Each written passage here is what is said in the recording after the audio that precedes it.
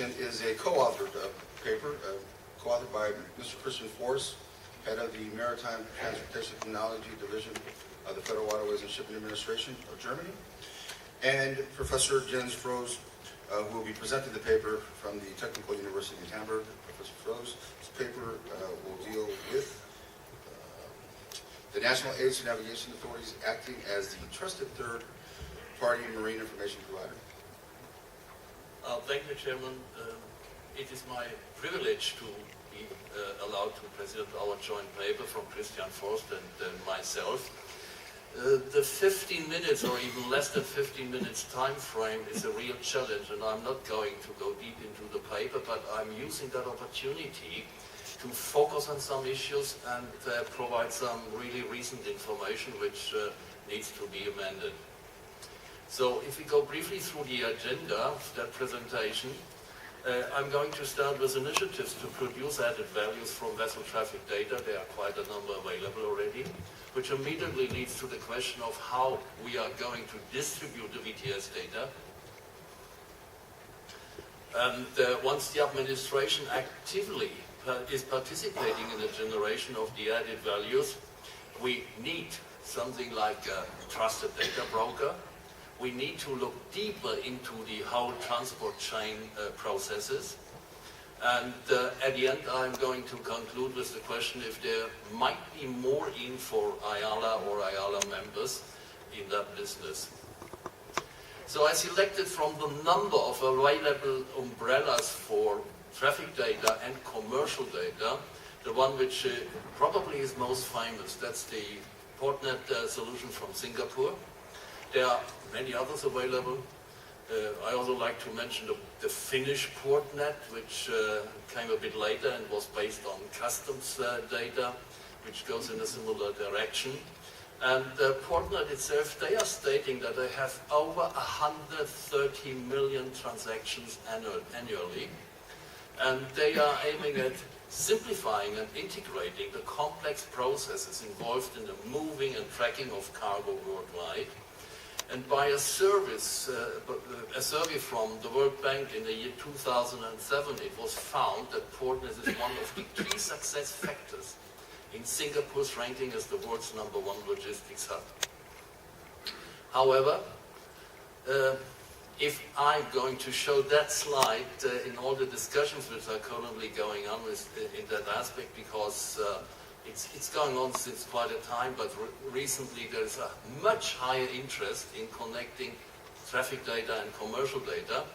And it's always a bit of fun when I show that slide to the interested parties, and they are really enthusiastically telling me what a wonderful architecture, and then I tell them that slide is almost 15 years old. So it's nothing new about that business, but currently the interest is much higher in that.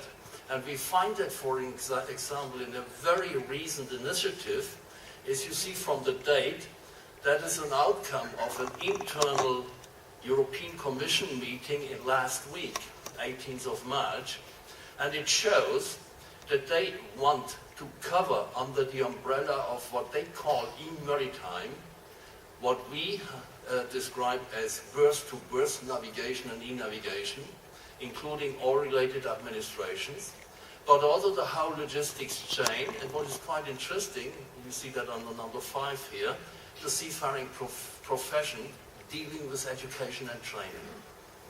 So that initiative, the ultimate goal is to make maritime transport safer, more secure, more environmentally friendly, more competitive, which all sounds familiar to us, by improving knowledge, facilitating business networking, dealing with externalities, and the means are a bit fuzzy. They certainly need to be further developed because that's not quite clear what that really should be. So it aims to promote coherent, transparent, efficient, and simplified solutions in support of cooperation, interoperability, they don't say integration for good reasons, and consistency between member states, sectors, businesses, and systems involved in the European transport system. So if we look to value adding to the traffic data or using the traffic data to provide added values to the whole commercial chain, then we also can look on the IMO NAV 53 paper, where the objectives for e-navigation are stated, and there you find one of the objectives, which is to provide opportunities for improving the efficiency of transport and logistics. This certainly provides a playground for a wide variety of added values generated through data made available by national shipping administrations and or international ship reporting agencies. This, however, should not be understood as a recommendation to the shipping administrations to develop and market such services themselves, but does also not hinder them to do so. Benefiting from vessel traffic data beyond mere position information and movement forecasts, however, requires tailor-made information, matching the industry's interests under specific local conditions, depending on the existing pattern of corporations and interdependencies.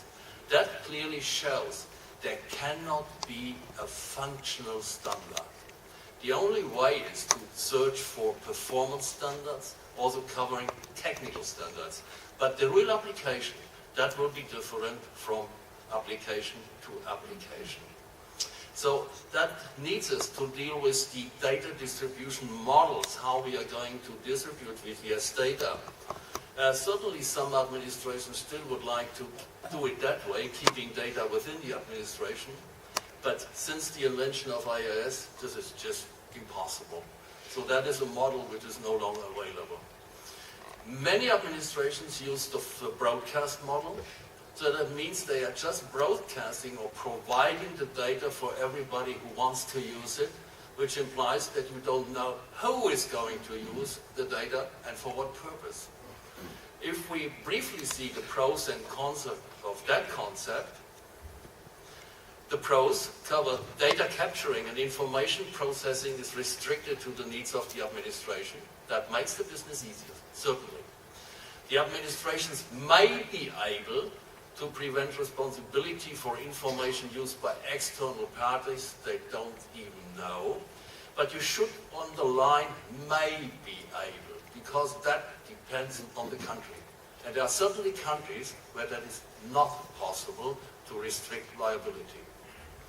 The cons are no control of external information use, lack of feedback, which always is providing an input to improve the system, no cooperation with other parties to improve information content and technology, and no revenues.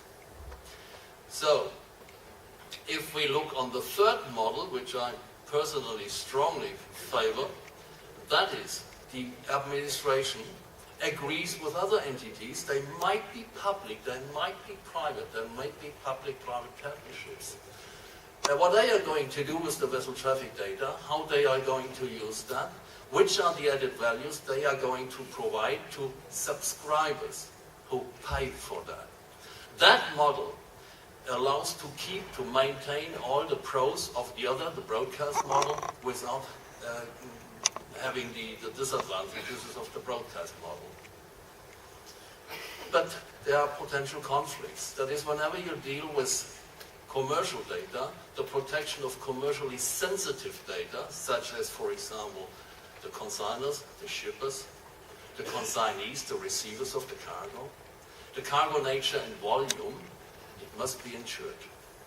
So somebody must take over the role of a trusted data broker, reliably managing authorized data access.